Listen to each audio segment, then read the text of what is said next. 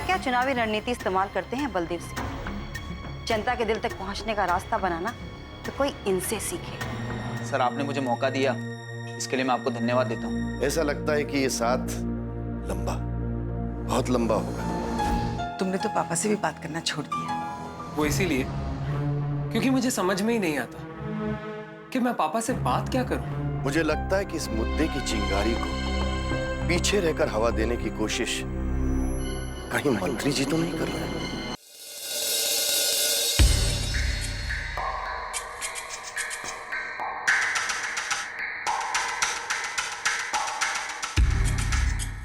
नमस्ते मंत्री जी। आप यहाँ पे क्या कर रही है? देखिए, बेवक्त मेरे ऑफिस मत आया कीजिए आप। मैंने आपको बुलाया था यहाँ पे।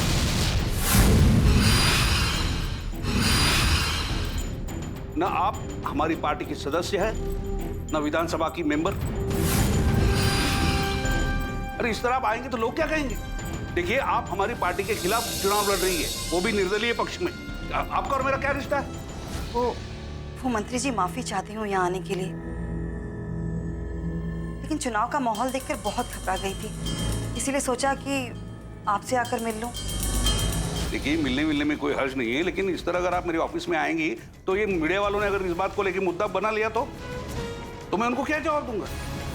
वो तो यही कहेंगे ना कि मैं आपसे मिला हुआ हूँ, आपको सपोर्ट कर रहा हूँ। देखिए मैडम, ऐसे मामलों में सावधानी बरतना बहुत जरूरी है। जी मंत्री जी, आप ठीक कह रहे हैं।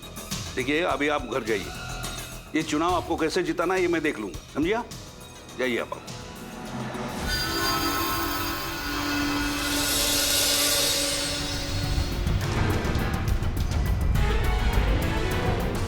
मैं भी जी अभी आता हूँ। नहीं, तुम रुको, ये तुमसे वो जरूरी बात करनी है। नमस्कार। जय जय, मैं भी आऊँ। कहाँ जाना है तुम? क्या काम है उधर? देखो, अब मुझ पे ये सवाल उठने लगे कि ये केस मैंने अभी तक सीबीआई को क्यों नहीं सौंपा है। उसी हलचल को देखकर मैंने सोचा सर आपसे मिल लूं, आपको आगाह कर दूं। ईश्वर, वो लोग कोई पराये लोग नहीं है, मेरे अपने लोग हैं वो, और मेरे इशारे पर ही मेरे खिलाफ वो आवाज उठा रहे हैं। ये क्या कह रहे सर आप? ये राजनीति है, और राजनीति को समझना आम आदमी के बस की बात नहीं है। हमारी सरकार को बदनाम किया जाएगा और ये मुद्दा उठाया जाएगा कि ये केस अभी तक मैंने सीबीआई को क्यों नहीं सौंपा। लेकिन इस बात को मुद्दा बनाकर हमें क्या फायदा होगा सर? बहुत बड़ा फायदा होगा, बहुत बड़ा। जनता को उसके सारे सवालों का जवाब मिल जाएगा, और बलदेव को भी। बलदेव ने हमारे साथ जो खेल खेला है, उस खेल को हम उसी अंदाज में जवाब देंगे। अब जैसा सवाल वैसा जवाब। एक काम करना होगा, वो एक ऐसा आदमी ढूंढो जो पैसों के खातिर कुछ भी कर सकता है, लेकिन हाँ, उसके सामने हमें नहीं जाना है, सिर्फ हमारे इशारों पे उसने काम करना है, समझे? अजी ऐसे तो बतेरे मिल जाएंगे, पर काम क्या करवाना है?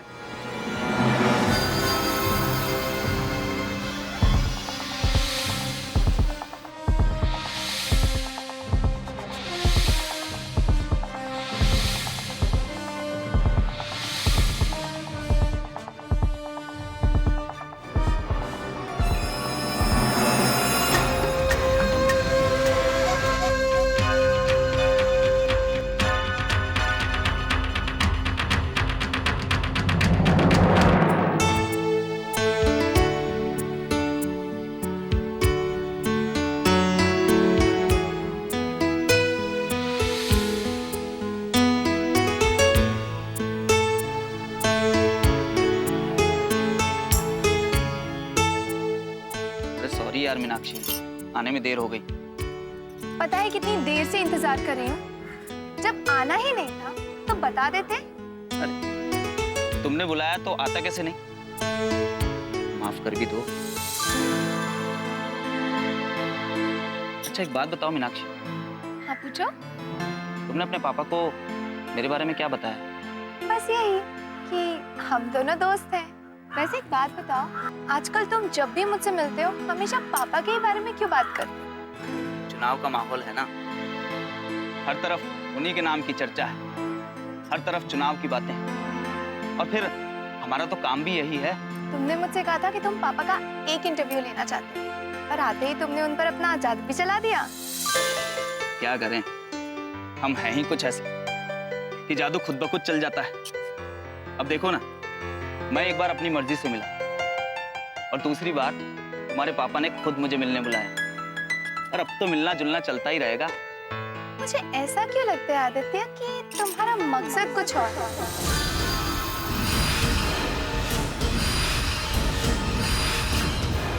हो न हो किसी और कारण की वजह से तुम मेरे पापा से मिलते हो। इंतजार करो, तुम्हें भी पता चल ही जाएगा कि मेरे दिल में क्या है।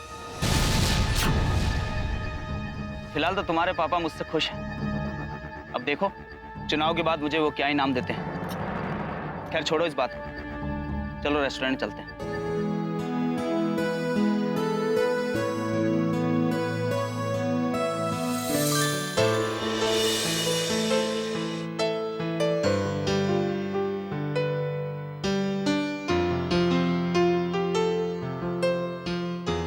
गाड़ी रोको रोको।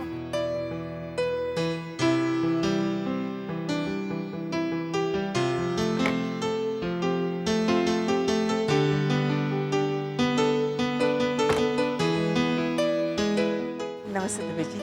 नमस्कार, कैसी हैं आप? मैं अच्छी हूँ। ये जानकर बड़ी खुशी हुई कि आप भी चुनाव लड़ने वाले हैं। हाँ, हम प्रतिद्वंदी जरूर हैं, लेकिन आपके प्रति मेरे मन में बहुत श्रद्धा है। ये तो आपका बड़प्पन है कि चुनाव के इस दौर में आप अपनी प्रतिद्वंदी की तारीफ कर रही हैं। सचमुच एक सच्चे दिल की औरत हैं आप। अच्छा चलती हूँ, आज्ञा दीजिए। जी।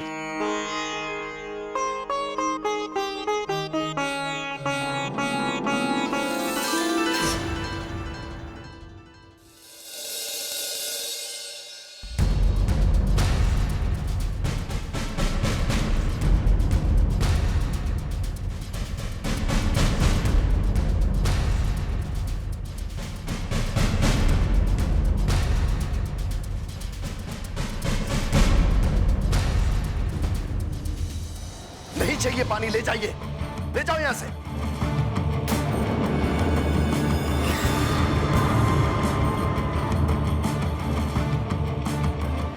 राजनीति का पहला उसूल है अपने विरोधी की बुराई करो, धज्जियां उड़ा दो उसकी। लेकिन ये क्या किया शारदा ने प्रदीप? जी सर, इसका जनता पर बहुत बुरा असर पड़ेगा।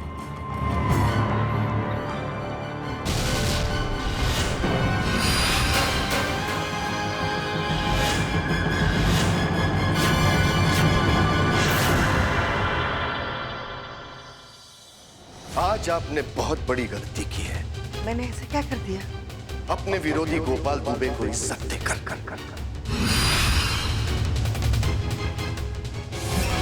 हाँ, हम प्रतिद्वंदी जरूर हैं, लेकिन आपके प्रति मेरे मन में बहुत श्रद्धा है। उसका गुणगान करके आपने अपना कितना बड़ा नुकसान किया है जानती है आप?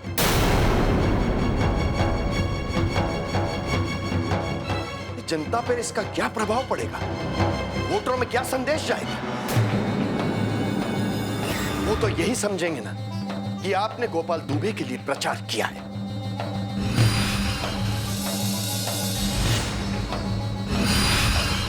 अरे इसका भी ख्याल नहीं रखा आपने कि आपकी बातें मीडिया के कान तक पहुंच सकती हैं और वो हमारे खिलाफ कोई भी हवा फैला सकते हैं।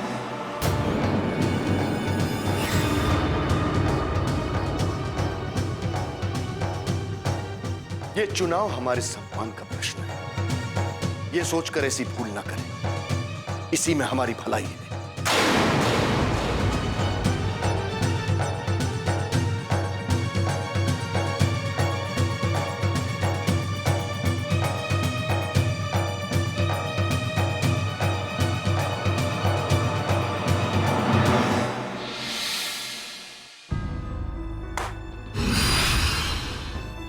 बड़ी मेहनत का पैसा रजनी जी।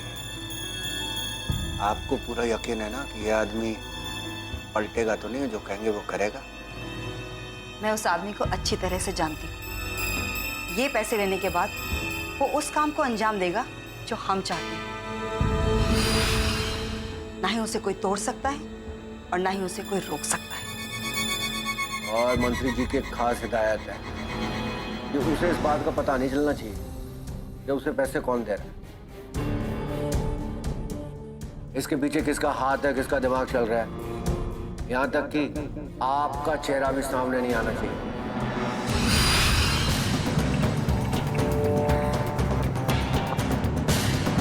अब फैसला तुम्हारे ऊपर है।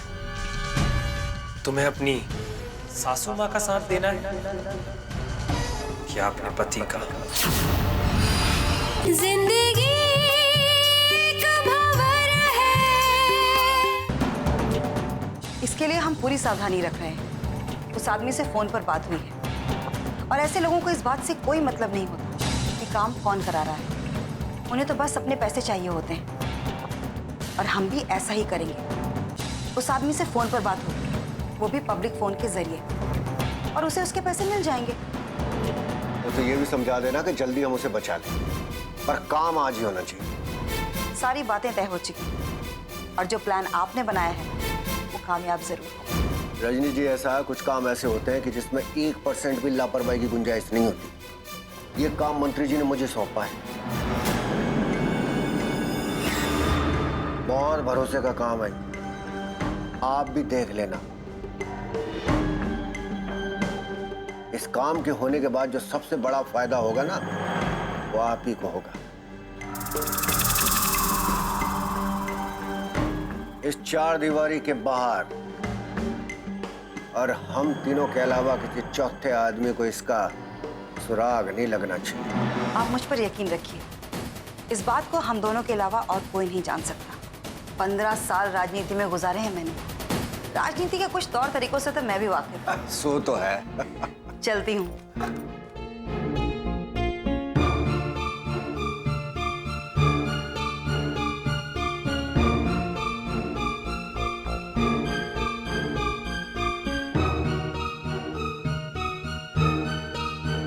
हाँ जी, जय हिंद सर। जिस तरह के इंसान की हमको जरूरत थी ना सर, मिल गया है। पूरी कीमत दे दी है उसकी। ये समझ लो कि आज नाइट में काम हो जाएगा। हाँ जी।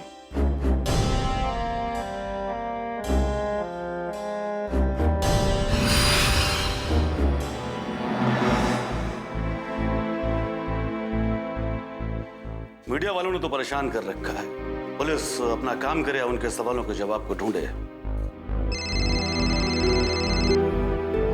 Hello, Jain sir. अरे हाँ जैन, एक बात मेरे समझ में नहीं आ रही, आपकी पुलिस कर क्या रही है? ऊपर से ये मीडिया वाले मेरी जान खा रहे हैं। सर, मैं इस बात को लेकर खुद परेशान हूँ। देखिए, आप परेशान हैं या खुश हैं, इससे मुझे कोई लेना देना नहीं है। जनता को रिजल्ट चाहिए। हाँ, और आप अपनी कामयाबी के फूल इज्जत की आरती पे चढ़ाओगे क्या? सर वो सर। देखिए, सर करके कुछ नहीं होने वाला। ये धब्बा सिर्फ आप पे नहीं, ये धब्बा हमारे सरकार पे भी है। कब तक मिटाएंगे आप इसे और कैसे? कुछ सुराग हमारे हाथ आए हैं सर, लेकिन ऐसा लगता है कि जिसने गोली चलाई थी वो शहर से फरार हो चुका है। अरे बस कीजिए कमिश्नर साहब, आप जुबानी तीर से सवालों का गला काटने की कोशिश कर रहे हैं, लेकिन ये पॉसिबल नहीं है। मेरी मुसीबत तो ये है कि मैंने अगर ये केस सीबीआई को सौंप दिया ना, तो हमारी पुलिस डिपार्टमेंट की नाकामी साबित होगी। देखो कमिश्नर, मैं आपको 2 दिन की मोहलत देता हूँ। हाँ, चाहो तो अपना सारा डिपार्टमेंट इस केस के पीछे लगाओ, लेकिन मुझे खुलासा चाहिए। मैंने आपको खुले तौर पर यह परमिशन दे रखी है कि वो आदमी मुझे मिलना चाहिए, फिर वो सरकार का आदमी हो, पार्टी का आदमी हो, मैं हूं या हमारे विरोधी हो। देखिए, इस बात का खुलासा होना ही चाहिए कि इस केस के पीछे किसका हाथ है। हाँ, धन्यवाद। हाँ जय।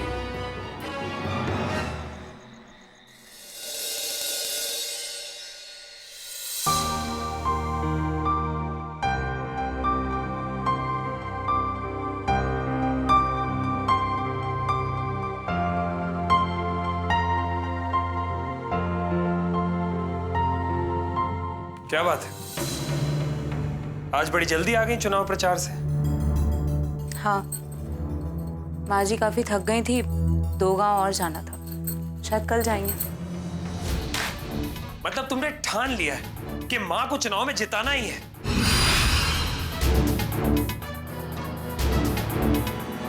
लड़ाई जीतने के लिए तो लड़ी जाती है राजवीर, हारना कौन चाहता है? लेकिन शायद आप जरूर चाहते हैं कि माँ जी ये चुनाव हार जाए। लेकिन हम बार बार यही सोच रहे हैं कि अगर माँ जी ये चुनाव हार भी जाएंगी, पर इससे आपको क्या फायदा होगा? मुझे फायदा हो ना हो, लेकिन पापा को यह बात जरूर पता चल जाएगी कि माँ को चुनाव में उतारने का उनका फैसला सही था या गलत। मेरी हार के डर से ही तो उन्होंने मुझे चुनाव में खड़े नहीं होने दिया ना।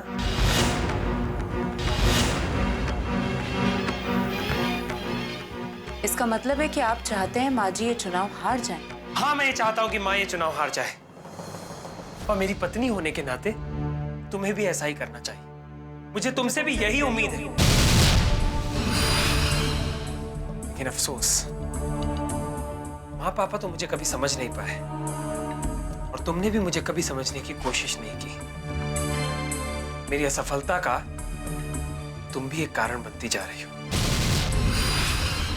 तुम इस घर की बहू हो, लेकिन मेरी पत्नी भी हो।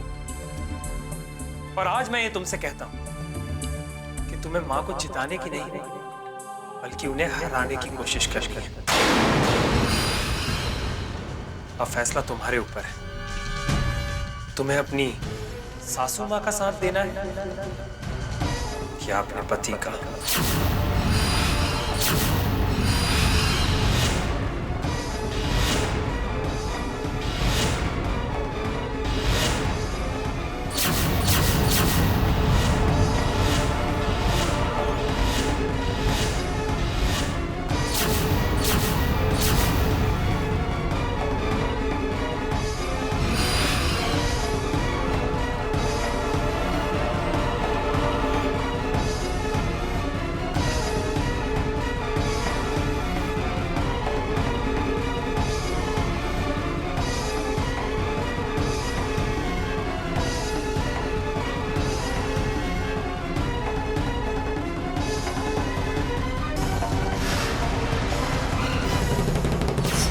दीदी, माँ जी कहाँ है?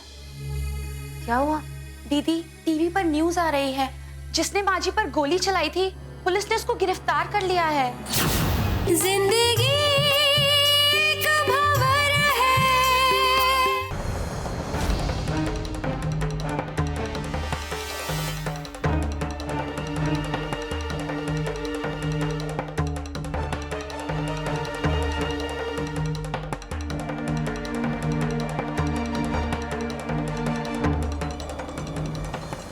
आज आपने बहुत बड़ी गलती की है, अपने विरोधी गोपाल दुबे को इज्जत देकर। जनता पर इसका क्या प्रभाव पड़ेगा, वोटरों में क्या संदेश जाएगा? वो तो यही समझेंगे ना कि आपने गोपाल दुबे के लिए प्रचार किया। ये चुनाव हमारे सम्मान का प्रश्न है। ये सोचकर ऐसी भूल ना करें, इसी में हमारी भलाई है।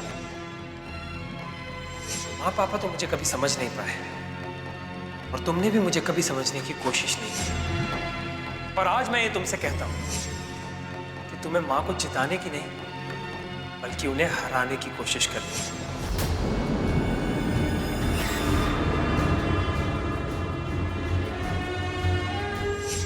अब फैसला तुम्हारे ऊपर है। तुम्हें अपनी सासू मां का साथ देना है या अपने पति का?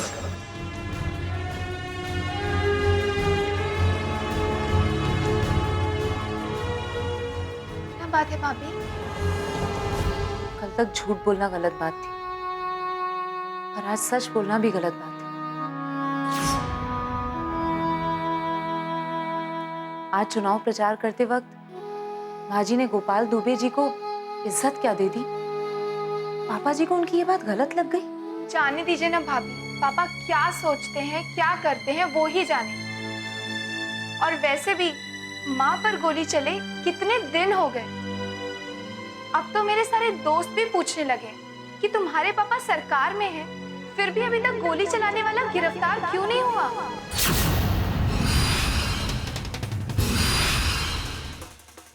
हाँ, ये बात तो हमें भी आज तक समझ नहीं आई। मुझे भी समझ नहीं आ रहा है भाभी, आखिर पापा चुप क्यों बैठे? और पुलिस, आखिर पुलिस कर क्या रही है? दीदी, माँ जी कहाँ है? क्या हुआ? दीदी, टीवी पर न्यूज आ रही है, जिसने माँ जी पर गोली चलाई थी, पुलिस ने उसको गिरफ्तार कर लिया है।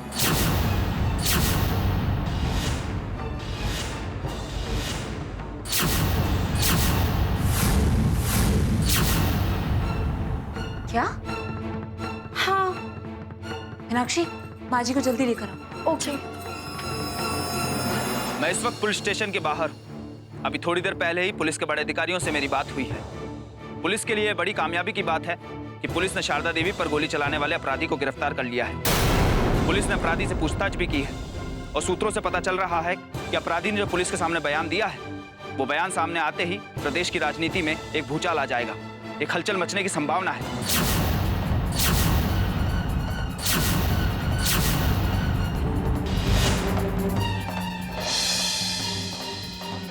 पता नहीं मुझे क्यों ऐसा लग रहा है कि कहीं हमारे विरोधी की कोई चाल तो नहीं। जिंदगी एक भंवर है। और इसीलिए पुलिस प्रेस कॉन्फ्रेंस करके उस अपराधी को प्रेस और मीडिया के सामने पेश करने वाली है।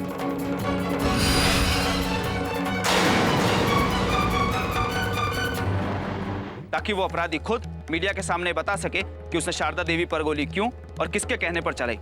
क्या इसके लिए उसे किसी ने पैसे दिए थे?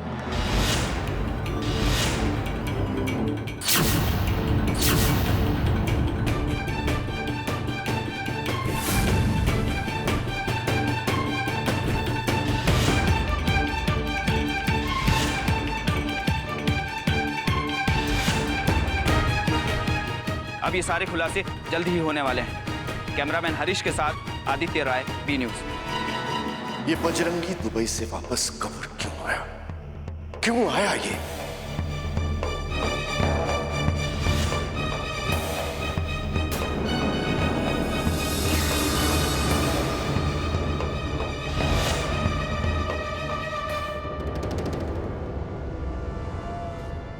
क्या बात है पापा जी? आप परेशान क्यों लग रहे? हाँ पापा, ये तो खुशी की बात है। जिसने माँ पर गोली चलाई वो आखिर गिरफ्तार हो गया। हाँ, हमारे लिए खुशी की बात तो है। पता नहीं मुझे क्यों ऐसा लग रहा है कि कहीं हमारे विरोधी की कोई चाल तो नहीं।